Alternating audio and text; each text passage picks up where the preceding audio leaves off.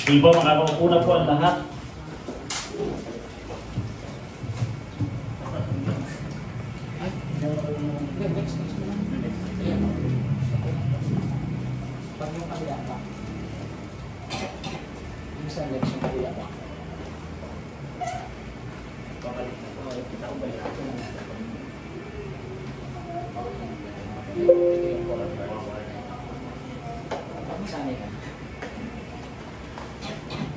Di ba sa umaga pong ito, naalala niyo po ba yung mga controversial sa mga balita po? Yun nga po yung identity ng isang tao na hanggang sa ngayon hindi pa napapatunayan kung ano po talaga lahi niya, kung siya ba ay Pilipino o siya ba ay Chinese. Pero yun lang po, ang identity po kasi mahalaga po kasi sa isang tao yun. Hindi lamang sa isang tao, sa isang bagay o sa isang nasyon, sa isang tribo, kung ano po talaga sila. Kung ano po meron sila, kung ano po yung kalakasan na meron sila. Importante po yun. Kasi lalo nung unang panahon, pag sinabing taga-Roma to, alam na malakas na kawal yun pag sinabing mga taga-Roma. Pag sinabi po mga ito mga Hudyo, alam po kung saan galing po yun. Dahil mga Hudyo po nga po sila eh. Kaya po yung identity ay isang napakahalagang dapat maunawaan ng isang tao. Kaya po, sabi po ng Bible, meron pong 3 groups of people. Nandiyan po yung Hudyo, Grego, yung tinatawag na Hintil, at yung Iglesia ng Diyos. Yung mga Hudyo po, ito po yung mga salahi po nila Abraham, nila Moises. Pagdating naman po sa Grego, ito po yung tinatawag na Hintil. Ito po yung hindi po sila kumikilala, wala po silang Diyos. Yun po yung pagkakakilala ng Hintil. Ngayon naman po, pag yung Hudyo at saka Hintil nakakilala po sa ating Panginoong Hesus, yun na po yung tinatawag na Iglesia ng Diyos. Pagkatapos po, sabi po rito sa unang Korinto, kabanatang 10 hanggang talatang 32, sabi po rito, huwag kayong maging katitisuran para sa mga Hudyo o sa mga Grego o sa Iglesia ng Diyos. Nabanggit po dyan yung 3 uri ng grupo ng tao. Isang Hudyo, Grego at saka Iglesia ng Diyos. Sabi nga po rito, sino sa atin dito ang mga Hudyo? Meron po ba? Alam po natin na hindi po tayo mga Hudyo, hindi po tayo yung tinatawag na mga Israel. Tayo po yung mga, sabi po rito, nung hindi pa natin tinanggap si Jesus, tayo ay mga Hintil. Pakisabi nga po sa mga tabiyo, Hintil ka. Iyon po yung tinatawag na Grego rin po, Greek. Iyon po, sinasabi nga po, tayo ay mga Hintil. Sabi rito, ito po yung magiging pamagat po ng ating pag-aaralan. Jesus Christ is the blessing to the Gentiles. Si Jesus lamang yung tanging pag-asa ng mga Hintil. Wala na pong iba. Kasi hindi lang po mga Hintil, pati po mga Hudyo, o masasabi po natin sa lahat ng tao. Si Jesus lamang po yung pag-asa. Sabi ng Mateo 12:18 hanggang 21, narito ang likod ko na aking hiniram, ang minamahal ko na kinalulugdan ng aking kaluluwa. Ilalagay ko sa kanya ang aking espiritu at ipapahayag niya ang katarungan sa mga Hintil. Yung verse 21 po, ito po yung pinakaano natin. At aasa ang mga Hintil sa kanyang pangalan. Wala pong sinabing aasa ang mga Hintil sa kanyang relihiyon. Wala pong sinabi aasa ang mga Hintil sa kanyang kaalaman. Ang Hintil po, ito po yung isa po rito yung mga Greek nga po. Tinatawag po silang Hintil noon. Pag sinabi po mga Greek, magagaling po din yan. Yung pagdating sa mga struktura, magagaling po yan. Pero ang sinabi po rito, at aasa ang mga Hintil sa kanyang pangalan. Wala pong iba. Tuldok na po. Ito na po. Ito po yung Gentile, Greek o Hintil. Ito po yung... Ang salitang Gentile o Hintil ay galing sa salitang Hebreo na Hagoim. Sa Hebreo po. Hagoim po siya na ang literal na kahulugan ay people or nations. Tandaan po natin yung people or nations. Sa salitang Grego naman ay ethnos na ibig sabihin ay nations, people. Pareho din po sila. Mag-iiba lang po ng na ginamit na pagkaka Hebreo or Greek. Sa word niya po. Ito, group of people. Ang salitang ito ay sinali sa Latin Vulgate na Gentiles. Yung iba po kasi, yung mga sinuunang Bible, ano pa po siya, Latin Vulgate pa po ginagamit. Gentiles po ang ginamit po nilang salita ron.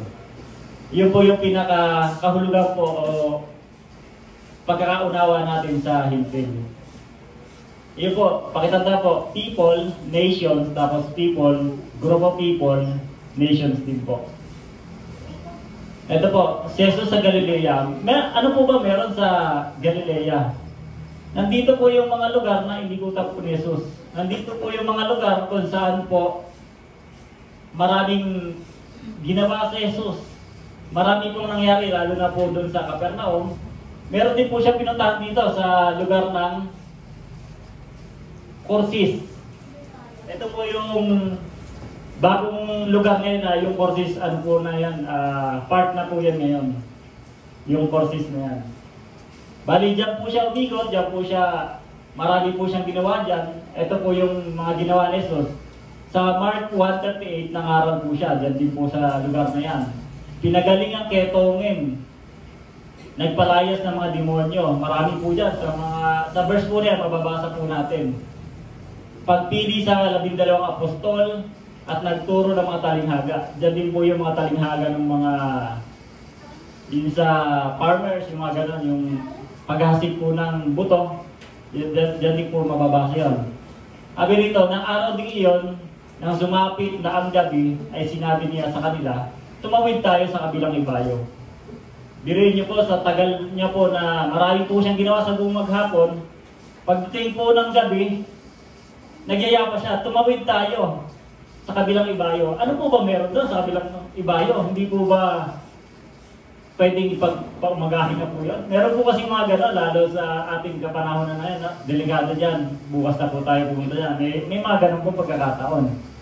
Sabi po rito, yun ang sinabi po ng Panginoong Jesus pagkatapos niyang mangaral, pagkatapos niyang magpalayas ng mga demonyo, ng talinghaga, yun po sinabi niya pagdating sa Mark 4:35, tumawid tayo sa kabilang ibayo. Sabi po rito sa verse 37, at habang nasa bangka sila, nagkaroon pa ng malakas na unos.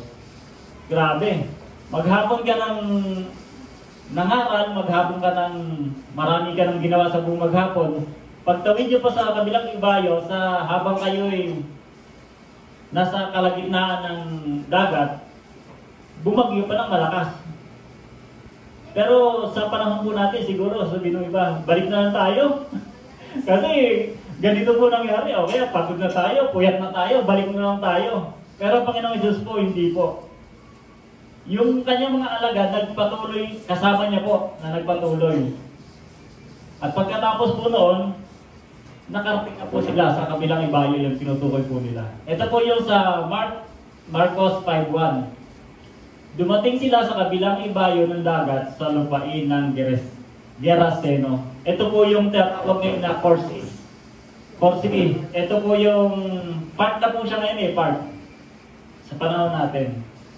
Ito po, ano po ba mayroon dito? Bakit sa kalagitnaan ng gabi at gano'n na lang po yung pagnanais ng Panginoong Hesus na makarating dito? Sabi po rito sa Marcos 5:2-5, sabi po, basahin po natin ng, kung may mga Bible po kayo, pwede rin pong basahin, sabi rito, nang bumaba siya sa bangka, isang lalaki na may masamang espiritu ang agad na sumalubong sa kanya mula sa mga libingan. Doon po sa pinuntahan nila, yung sa pinakita po kanina, meron pong isang lalaki na may sanib po ng masamang espiritu. At ito po, lumapit po sa kanila. Siya'y naninirahan sa mga libingan at wala nang makapigil sa kanya kahit na may tanikala. Matindi po yung pagkakasanib sa taong ito. Sabi rito sa verse 4, sapagkat madalas na siya ginagapos ng mga kadena at ng mga tanikala, ngunit nilalagot niya ang mga tanikala at pinagpuputol-putol ang mga kadena. Walang taong may lakas na makasupil sa kanya. Sa gabit araw ay palagi siyang nagsisisigaw sa mga libingan at sa mga kabundukan at sinusugatan ang sarili ng mga bato. Kalunos-lunos po yung kalagayan ng taong to. Kaya po siguro, kahit na gabi, kahit na ganun po ang pinagdaanan ng mga apostol at ng Panginoong Hesus, talaga po sinadya po nila na makarating dito. Siguro po, urgent na po talaga ito na kailangan puntahan. Kailangan rescuehin. Ganun po, yung sa mga rescuer, kahit na buwabagyo, kahit na gabi na, talagang sumusuong pa po sila. Ito po yung pinaka sitwasyon po malamang ng taong ito. Sabi po rito, tuloy po natin yung verse, nang matanaw niya si Jesus sa malayo, tumakbo siya at si Jesus ay kanyang sinamba. Ang sa iba pong ginagamit, lumuhod, nagpatira pa. Pero po dito po sa, sinamba po. Ganon din po sa unang mga verse na nagpalayas ang Panginoong Jesus ng mga demonyo. Ganon din po yung pagkakaliwat ng salita na yan. Lumuhod, sinamba, nagpatira pa. Ayan po yung picture ko, makikita nyo po. 3 tao po yung nakano, pang-4 po yung nasa gitna. At saka meron pong mga, ano po ba napapansin nyo rito? Parang may mga baboy na nagtatakbuhan. Sabi po rito sa verse 7, siya'y sumigaw ng malakas na tinig, ano ang pakialam mo sa akin? Jesus, anak ng kataas-taasang Diyos. Ipinapakiusap ko sa iyo, alang-alang sa Diyos, na huwag mo akong pahirapan. Pagdating po dun sa verse 6, lumuhod po yung tao na may ng mga demonyo. Tapos, pagdating naman po rito sa 7, ang Panginoong Hesus po, kinilala niya bilang anak ng kataas-taasang Diyos. Ang nagsasalita po rito yung masamang espiritu na nasa loob ng tao. Pero kung mapapansin nyo, isang boses lang po yun. Nangangahulugan po yung tao nakaharap po nila, yun po yung nagsasalita sa Panginoong Hesus. Yun po ang sabi, siya sumigaw ng malakas na tinig, ano ang pakialam mo sa akin? Sa akin, Jesus, anak ng kataas-taasang Diyos. Pinapakiusap ko sa iyo, alang-alang sa Diyos na huwag mo akong pahirapan. Kasi po, alam po ng mga masasamang espiritu kung ano po yung kahihinatnan nila. Alam po nila yon na nandito na yung tagapagligtas ng taong yon. Tuloy po natin yung verse. Sabi po sa verse 8, sapagkat sinabi niya sa kanya, lumabas ka sa taong iyan, ikaw na may masamang espiritu. At tinanong siya ni Jesus, ano ang pangalan mo? Sumagot siya, Lehiyon ang pangalan ko sapagkat marami kami. Verse 10 po, nagmamakaawa siya sa kanya na huwag silang palayasin sa lupain. Noon ay may isang malaking kawan ng mga baboy na nanginginain sa libis ng bundok. Nakiusap sila sa kanya, papuntahin mo kami sa mga baboy upang kami ay makapasok sa kanila. Yun po yung sa kanina. Diyan po sila nakausap yung mga baboy na nagtatakbuhan po nila. Yun po yung pinaka-picture po nila. Ang sabi po nung tao, ang pangalan niya ay Lehiyon. Ibig sabihin po, marami. Hindi lamang po nag-iisa. Matindi po yung pumasok na masamang espiritu sa tao ito. Bakit po kaya ganon? Kumbaga, yung iba, may pumapasok na isa-isang espiritu lamang. Meron mga ganon. Ito, Lehiyon po, ang dami. Maaari pong masasabi natin na merong pinipigilan po ang kalaban. Kung ano man po yun, may pinipigilan yung kalaban na sa taong ito na alam niya na maraming magagawa ito sa kaharian ng Diyos. Kaya pinipigilan niya po. Nagmakaawa pa yung mga demonyo na sumanib dun sa taong yun. Sabi pa, nagmakaawa siya sa kanya na huwag silang palayasin sa lupain. Yun po, yung pagpapatuloy po ng verse, ito na po sa verse 13. At sila'y kanyang pinahintulutan. Ang mga masamang espiritu ay lumabas at pumasok sa mga baboy. Ang kawan na may bilang na mga 2,000 ay bumulusok sa matarik na bangin patungong dagat at nalulod sila sa dagat. Ang dami po nung sumanib, marami din po yung baboy na pinuntahan ng mga masamang espiritu. Hindi po ito masasabing coincidence lang. Kumbaga, meron pong pagkakataon na talagang magkakaroon sila ng, yun nga po, yung iba kasi tawag lang po ito na coincidence, pero ito po, talagang naka-align na po ito. Kasi kung hindi po sa mga baboy po sumanib yung mga masamang espiritu, marami pa pong mga tao, marami pa pong mga, ito po yung lugar ng hindil eh, marami pa pong mga hindil na maaaring perwisyo ng masamang espiritu na yun. Kaya po, pagdating sa, mas mahalaga po kasi sa Panginoong Hesus yung buhay ng tao. Yung pinakita mo doon na 2,000, imagine, 2,000, kung ikaw yung may-ari ng baboy na yun, lugi ka na. 2,000 yun. Namatay lang sa isang iglap. Pero ang ayaw ng Panginoong Hesus yung ang tao ay mapinsala ng masamang espiritu.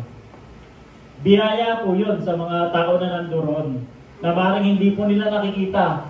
Ang nakita po nila is yung kawalan ng pagkasira ng kanilang negosyo. Pero hindi po nila nakita na sila ay buo pa rin sapagkat yung masamang espiritu sa baboy po pumasok. Yung baboy po kasi pwede mo pa ulit alagaan yan. Pwede ka pong mag-umpisa ulit. Pero pag nasira ka po ng masamang espiritu, hindi na po, maaari pong hindi ka na makabalik. Yun po yung iniiwasan ng ating Panginoong Hesus. Humingi pa ng permiso yung mga masasamang espiritu sa Panginoong Hesus. Ito po, makita po natin dito, pinayagaya sabi, ang mga nagpapakain sa kanila ay tumakas at ibinalita sa lungsod at sa mga nayon. Kaya't nagdatingan ng mga tao upang tingnan kung ano ang nangyari. Lumapit sila kay Jesus at nakita nila ang inaalihan ng mga demonyo na nakaupo roon na may damit at matino ang pag-iisip. Ang taong nagkaroon ng isang lehiyon at sila'y natakot. Ito po yung pagkakataon na maaaring nangyayari din po sa atin. Hindi lamang po nakikita na sinasaliban tayo, hindi po. Ito po yung pagkakataon na meron po tayong kung anong masamang espiritu na nasa atin. Marami po tayong nagagawa na hindi maganda sa harap ng Diyos. Pero nung natagpuan po siya ng Panginoong Hesus, nung pinuntahan po siya, individual. Kasi marami namang pandaan doon eh. Marami pong ibang pwedeng daungan. Pero talagang siya po ang sinadya ng ating Panginoong Hesus. Siya po yung sinadya dahil meron pong malaking gagawin sa kanya ang Panginoong Hesus. Nung nakita po siya ng mga tao, matino na. Iyon po yung merong Kristo sa buhay. Kung yung dati po natin pagkatao, ito yung nakikita sa atin. Ito po yung ating buhay na gabing-gabi na, nagsisigawan pa. Yan po yung ginagawa ng may sanib eh. Gabi na, sumisigaw pa, sinasaktan yung sarili. Meron pong pagkakataon na hindi lamang po natin nakikita na nasasaktan po natin na ating sarili. Meron pong ginagawa na gabi na, puyat pa kasi cellphone. Gabi na, nanonood pa ng TV. Meron pong pagkakataon na sobrang pagod ka na pero tuloy-tuloy pa rin yung paggawa mo. Meron pa pong pagkakataon na pwede kang magpahinga. Meron pong pagkakataon na dapat nagbabasa ka lang ng Biblia pero yung iba nasa labas at nakikipagsismisan. Yun po yung minsan nakakasira po sa atin. Ito po ang sinabi ng verse, lumapit sila kay Jesus at nakita nila ang inalihan ng mga demonyo na nakaupo roon na may damit at matino na. Dati po kasi nakahubad yung tao, ngayon may damit na matino na ang pag-iisip. Ang taong nagkaroon ng isang lehiyon at sila ay natakot. Ayun po yung pinaka... Sunod pong verse, ito po. At sinabi sa kanila ng mga nakakita rito kung ano ang nangyari sa inaalihan ng mga demonyo at sa mga baboy. Pinamalita na po ng mga nag-aalaga. Sila ay nagpasimulang makiusap kay Jesus na lisanin ang puok nila. Ito po, yung mga tao po kasi na to, local po ito dito. Sila po yung mga naninirahan dito. Ito po yung mga hintil. Nakiusap po sila kay Jesus na lisanin ang puok nila. Nang sumakay na siya sa bangka, ang lalaking inalihan ng mga demonyo ay nakiusap na siya isama. Noong nakiusap yung mga lokal na umalis si Jesus doon, kasi nga po parang napinsala yung kanilang mga kabuhayan, ang ginawa po ni Jesus, sumakay po siya sa bangka. Hindi po siya nakipagtalo. Anak ko ng Diyos! Pastor ako, ba't papaalisin mo ako rito? Hindi po siya nakipagtalo gano'n. Okay, mayor ako, bakit ako alis dito? Makikita po natin doon yung kapakumbaba ng ating Panginoong Hesus. Sumakay siya sa bangka at nagpatuloy po siya. Ang lalaking nanlihan ng mga demonyo ay nakiusap na siya isama. Ito po, nakatanggap po ng biyaya yung taong yun dahil siya dati, ang ginagawa lang naman po niya ay talagang wala po kakwenta-kwenta. Nagsisisigaw, hating gabi, sinasaktan yung kanyang sarili. Nakatanggap po siya ng biyaya sa ating Panginoong Jesus. Ito po yung kagalingan na walang sino mang makakapagbigay sa kanya. Kaya po, ang sabi po ng tao, nakiusap na siya isama niya. Kasi bilang pag-response sa ginawa o sa natanggap mong biyaya, natural sa isipan mo na magbalik din ang kagandahan loob. Ano man yung dinanas mo noon, bigla ka nagkaroon ng kaginawan sa buhay mo, natural po yun sa isipan ng tao. Kasi wala na po sa kanya yung masamang espiritu eh. Yung iba po kasi umaabuso.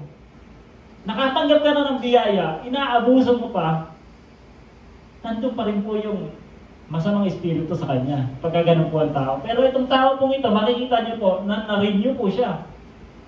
Binagong buhay po siya ng ating Panginoong Jesus.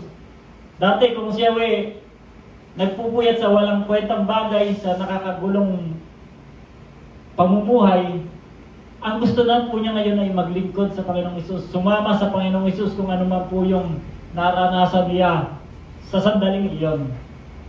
Sabi po rito, ngunit tumanggi siya at sinabi sa kanya, umuwi ka sa iyong mga kaibigan at ibalita mo sa kanila ang lahat ng ginawa ng Panginoon para sa iyo at kung paano kinaawaan ka niya.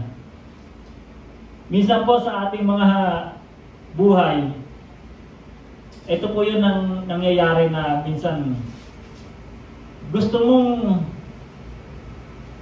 magkaroon ka ng atensyon doon sa ginagawa, hindi lamang po sa simbahan, pero parang na-reject ka. Sasama kita sa evangelism. Hindi, dito ka na lang muna. Na-reject ka, nanlupay-pay. Hindi mo ganun yung binagong buhay. Ang binagong buhay po, kahit ano man yung reject na maramdaman mo o mangyari sa iyo, yung biyaya na nakuha mo sa Panginoong Hesus, dadaloy po yun sa iyo. Dadaloy po sa buhay mo yun. Kasi po, sabi po rito, ngunit tumanggi siya at sinabi sa kanya, umuwi ka sa iyong mga kaibigan at ibalita mo sa kanila ang lahat ng ginawa ng Panginoon para sa iyo at kung paano kinawa ka niya. Ito po yung tao na nagbalik po ng kagandahang loob sa natanggap niya. Ito po yung tao na hindi po nagpapigil na gusto ko maglingkod eh, pero hindi nila ako sinama. Gusto ko ring maging kabahagi ng ginagawa ng Panginoong Hesus, pero hindi ako pinayagan. Meron pong iba na pagka gano'n ang nangyayari, naglulugmok na lang po sa isang tabi. Pero ito po yun talaga makikita yun na nakatagpo po ng biyaya. Dito po sa Mark 5:20, sabi po rito, at ang lalaki ay lumisan at nagpasimulang ipahayag sa Decapolis ang lahat ng ginawa ni Jesus para sa kanya at namangha ang lahat. Etong lalaki to, pagkatapos po, nasabi ng Panginoong Jesus, umuwi ka, ibalita mo sa iyong mga kaibigan at pamilya. Ang ginawa niya po, ito po yung Decapolis. Yung may mga tuldok pong ito po yung area na yan. Iyon po sabi, nagpasimulang ipahayag sa Decapolis ang lahat ng ginawa ni Jesus. Sabi nung unang na Panginoong Jesus, ibalita mo sa iyong mga kaibigan. Pero itong tao pala to, ang daming kaibigan. Inikot niya po yung Decapolis, 10 bayan po ang naikot niya. Pero naniniwala po ako na hindi po ganun karami kaibigan nun. Dahil baka mas marami siyang kaaway. Dahil yun nga po ginagawa niya, sinasaktan yung sarili niya, nambubulaw siya sa gabi. Pero nagawa niya po na makapag-response sa biyaya ng Diyos.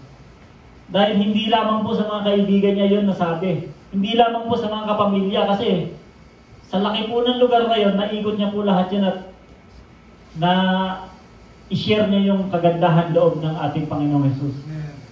Ito po yung mga pinapaalala sa ating mga Kristiyano sa panahon natin. Na anuman yung pinagdaanan natin, hindi po yung hadlang.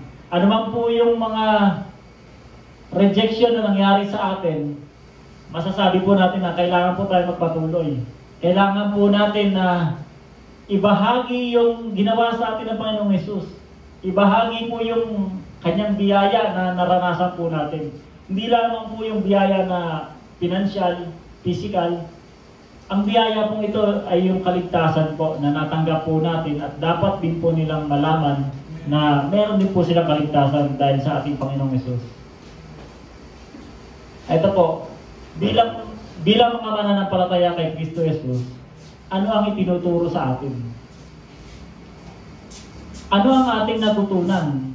Ano ang ipinapaalala sa atin? Sa haba po ng verse na yon, mula 1 hanggang 20, malamang po mayroong itinuro po sa atin talaga ang verse na yon, ang Panginoong Hesus. Meron din po tayong natutunan. Meron din po tayo na dapat na alalahanin upang ipamuhay po natin. Ito po, ang una po, compassion. Sabi po sa Psalm 111 verse 4, He has caused His wonderful deeds to be remembered. The Lord is gracious and full of compassion. Ito po yung nangyari po dun sa Mark 5:19. Sabi po rito, however, Jesus did not permit him, but said to him, go home to your own family and tell them what great things the Lord has done for you and how He has had compassion on you. Kinaawaan po ng ating Panginoong Hesus yung tao na yun. Iyon po yung sinadya niya po na at tagal na pong pinapahirapan ng masamang espiritu. Paalala po ito sa atin na hindi lamang po tayo maging maawain sa ating mga kapatiran, sa ating mga pamilya. Mas maawa po tayo, mas kahabagan po natin yung wala pa po sa Iglesia ng Diyos. Dahil tayo po ay kinaawaan lang din po ng Panginoon, kaya po tayo nandito. Siguro po yung iba sa atin, nakikita po natin yung pagkatao natin dun sa taong yun. Pero isa rin po tayo sa kinaawaan ng Diyos. Sabi po rito, 1 Peter 3:8, finally, all of you should be of one mind, having compassion on one another, love as brothers, be merciful, be courteous. Ito po yung mga paalala, lalo na po sa ating mga mananampalataya. Sabi na po rito, humility naman po. Ephesians 4:1-13. I therefore, the prisoner of the Lord, appeal to you to walk worthy of the calling which you received. Verse 2 po, with complete humility and meekness, with patience bearing with one another in love, striving to keep the unity of the Spirit in the bond of peace. Sabi po ng verse 2 na may lubos na kapakumbabaan at kaabuan. May pagtatyaga na magparaya sa isa't isa sa pag-ibig. Ito po yung dapat nating ipamuhay na maging meron tayong kapakumbabaan, kamuan at may pagtatyaga. Hindi nga lang po dito sa ating mga nasasakupan na kapatiran, kundi ganoon din po sa ating mga komunidad. Sabi po ng Titus 3:2, not to speak evil of anyone, not to be quarrelsome, but gentle, showing complete humility toward everyone. Ganda po ng mga paalala sa atin. Kasi po, ito po yung dapat na nakikita sa isang Kristiyano. Ito po yung dapat nating isinasapamuhay. Ang humility po ay malaking bahagi sa isang Kristiyano na dapat nakikita po. Yun nga po sabi, not to speak evil of anyone. Minsan po kasi kahit na hindi yung mga bad words ang nasasabi natin pero nakakasakit po ng damdamin ng tao, iwasan po natin yun. Tayo na po yung mga binago. Sino po yung mga binago ng Panginoong Jesus dito? Amen. Amen. Marami po tayo dito na binago. Hindi man po biglaan yung pagbabago na naranasan natin. Unti-unti po ito. Yun nga po, kadalasang madidinig natin sa preaching. Kung ang isang tao ay nakakapag-declare ng bad words 100 times a month, 99 na lang po sa susunod na buwan. Iyon po, may continuous po na pagbabago. Iyon po yung mga paalala po sa atin. Number 3 naman po, unity. Sabi po rito, for the perfecting of the saints, for the work of the ministry, for building of the body of Christ. Verse 13, until we all come into the unity of the faith and of the knowledge of the Son of God, to a complete person, to the measure of the mature state of the fullness of Christ. Sabi rito, upang ihanda ang mga banal sa gawain ng paglilingkod at sa ikatitibay ng katawan ni Kristo. Ang mukha po ng tao na kinahabagan ng ating Panginoong Hesus, inihahanda po pala siya. Inihahanda po siya sa malaking gawain. Hindi lamang po sa isang church, hindi lamang po sa isang barangay, sa isang bayan, sa isang lalawigan, kundi sa buong Decapolis po siya nakarating dahil handang-handa na po siya. Ready na po siya na ipakita yung ginawa sa kanyang kabutihan ng Panginoon. Iyon po hindi nagagawa lamang ng kalakasan ng tao. Nagawa niya po yun dahil nakatanggap po siya ng biyaya. Yung biyaya na po na yun ang nagpalakas sa taong yun upang ikutin yung buong Decapolis po na yun. Ayun po, sabi rito, hanggang makarating tayong lahat sa pagkakaisa ng pananampalataya at sa ganap na pagkakilala sa anak ng Diyos. Hanggang maging taong may sapat na gulang, hanggang sa sukat na ganap na kapuspusan ni Kristo. Yan po yung paghahanda na ginagawa po sa atin ng Panginoong Hesus. Hindi po tayo makakalakad sa ating pamumuhay bilang Kristiyano kung wala po ang Panginoong Hesus. Hinahanda niya po tayo sa ating pamilya, sa gawain, sa simbahan, maging po sa ating mga komunidad. Hinahanda niya po tayo. Yun po, unity po. Number 4 naman po, ito po yung pagiging ready. Sabi po ng 2 Timothy chapter 4 verse 2, preach the word, be ready in season and out of season. Sa Tagalog version po, ipangaral mo ang salita ng Diyos. Pagsikapan mong gawin yan, napapanahon man o hindi. Himukin mo at pagsabihan ng mga tao at palakasin ang kanilang loob sa pamamagitan ng matyagang pagtuturo. Iyon po ang payo ng ating Apostol Pablo sa batang pastor na si Timoteo. Preach the word, be ready in season and out of season. Iyon pong tao na kinahabangan po ng ating Panginoong Hesus, naging handa na po siya. Handa na po na ikutin yung buong lugar na yon. Malamang po hindi lamang doon. Dahil nagpatuloy po yun. Iyon po yung nakakatanggap ng kagandahan loob ng Diyos. Nagpapatuloy po sa gawain. At ito po ang number 5, 4. Cross naman po. Hinanda po yung taong yon upang ipahayag yung katagumpayan ng Panginoong Hesus. Sabi po ng 1 Corinthians 1:18, for the preaching of the cross is foolishness to those who are perishing, but to us who are being saved, it is the power of God. Sapagkat ang salita ng krus ay kahangalan sa mga napapahamak, ngunit sa atin na iniligtas, ito ay kapangyarihan ng Diyos. Tayo po iniligtas dahil po ang Panginoong Hesus ay nagtagumpay po sa krus ng Kalbaryo. Niready niya po tayo upang ito ay ipahayag natin. Ang cross ng Kalbaryo ng Panginoong Hesus ang katagumpayan po ng bawat isa. Dahil ito po yung katagumpayan ng Panginoong Hesus. Sabi mo na sa Galatians 6:14, but God forbid that I should boast except in the cross of our Lord Jesus Christ, by whom the world is crucified to me, and I to the world. Sabi mo nun, sapagkat huwag nawang mangyari sa akin ang magmalaki maliban sa cross ng ating Panginoong Hesus Kristo. Iyon lamang po. Ang pagmamalaki naman po ay tinahintulutan ng Bible, basta ito ang pagmamalaki sa tinapos na gawa ng ating Panginoong Kristo. Hindi po yung pagmamalaki ng ating tinapos sa eskwelahan, hindi po yung pagmamalaki na naabot natin sa buhay, yung ganda ng ating mga negosyo, yung ganda ng ating mga sasakyan o bahay. Ang pagmamalaki lamang po natin ay dapat yung tinapos na gawa ng ating Panginoong Kristo. Kung mga nakakatanggap po tayo ng katagumpayan na yon, ito po ay dahil sa tinapos ng ating Panginoong Hesus.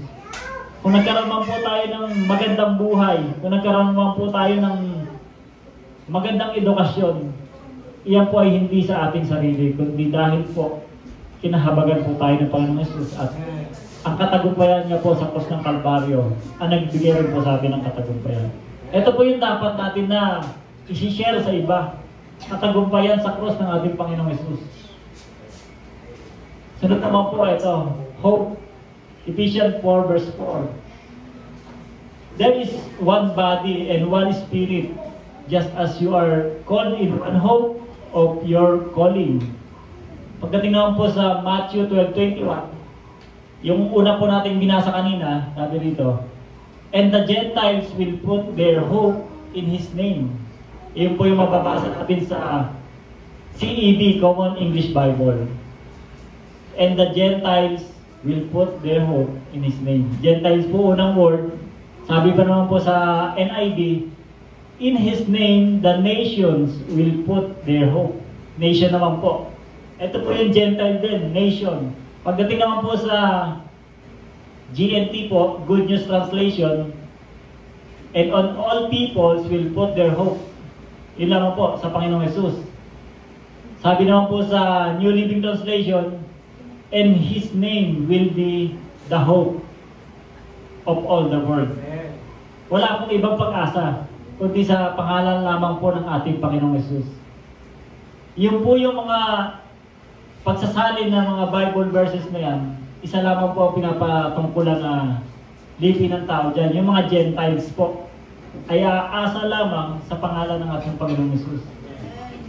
Gentiles, nations, peoples, at ang world. Lahat na po yan, pag sinabing world, pagkalahatan na po yan. Aasa lamang sa pangalan po ng ating Panginoong Hesus. Iyon po yung mga paalala sa atin. Ano po yung sunod-sunod po nitong paalala? Ito po yung church, paalala po sa church. Minsan po siguro nakakalimot na po ang church sa compassion. Nakakalimot na po sa humility. Sa pagkakaisa, meron po mga church na wala pong pagkakaisa. Alam po natin yan. Hindi lamang po sa mga church, siguro sa mga pamilya. Paalala po sa atin yan bilang mananampalataya. At ang pagiging handa sa pagpapahayag ng cross ng Panginoong Hesus na magdadala po sa atin ng pag-asa. Yun po. Yung hope po na yan, ang magdadala sa tao upang magpatuloy po sa gawain ng Panginoong Hesus dito sa lupa. Sabi po rito sa Hebrew 10:23, let us hold firmly the confession of our faith without wavering, for He is faithful who promised. Panghawakan po natin yung pananampalataya na ating sinasabi o yung ating pananampalataya dahil tapat po yung nangako. Amen. Tapat po yung Panginoong Hesus na nangako po sa atin. Hindi lamang po talaga sa ating pamumuhay sa pang-araw-araw, kundi ito po yung isang pamuhay na po natin. Ito na po yung parang hininga natin na hindi na po natin kailangang isipin. Kumbaga, panghawakan po natin ng wala pong pag-aalinlangan. Dahil isa lamang po, tapat po yun nangako na ang pag-asa po natin ay ang Panginoong Hesus. Sabi po rito, Jesus Christ, our living hope. Sabi nga po natin, Jesus Christ is my living hope. Yun. Yun lamang po yung katotohanan. Ang Panginoong Hesus lamang ang ating pag-asa. Buhay na pag-asa po yan. Kasi kaya po buhay, binabago niya po yung buhay natin. Pagkapatay po, wala pong pagbabago yan. Pag buhay po, tayo makikita niyo po yung pagbabago. Hindi lamang po, nga po nung mga nangyayari sa kapaligiran. Magbabago po ito from glory to glory. Dahil po tayo nananampalataya sa ating Panginoong Hesus. Sa ating po pagkatapos, naniniwala naman po tayo na itong paalala na ito ay para sa atin. At magagawa po natin ito dahil nasa atin po ang Panginoong Hesus. Ang lahat po ng umaasa sa Panginoon ay maaari po bang tumayo? At panandalian lamang po natin na awitan ng ating Panginoong Hesus. Makikita niyo na po ako na kumanta.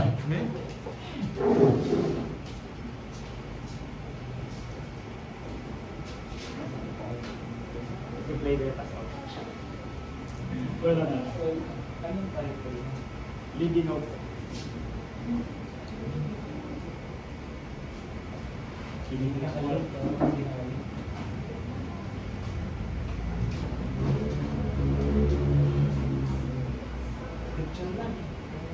Sa USB po. Asan yung USB?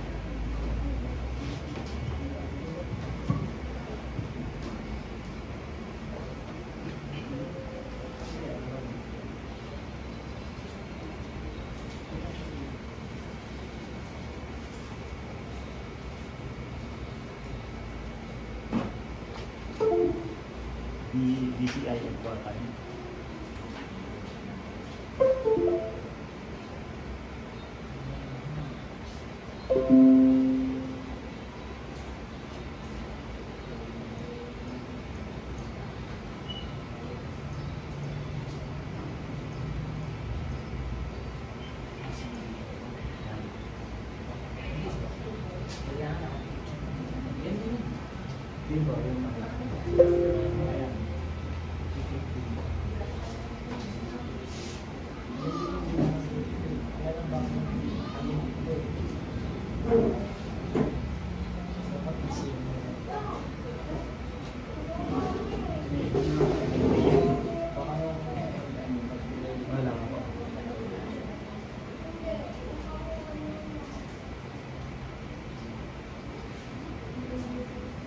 Ayaw pwede natin. Pwede na po tayo.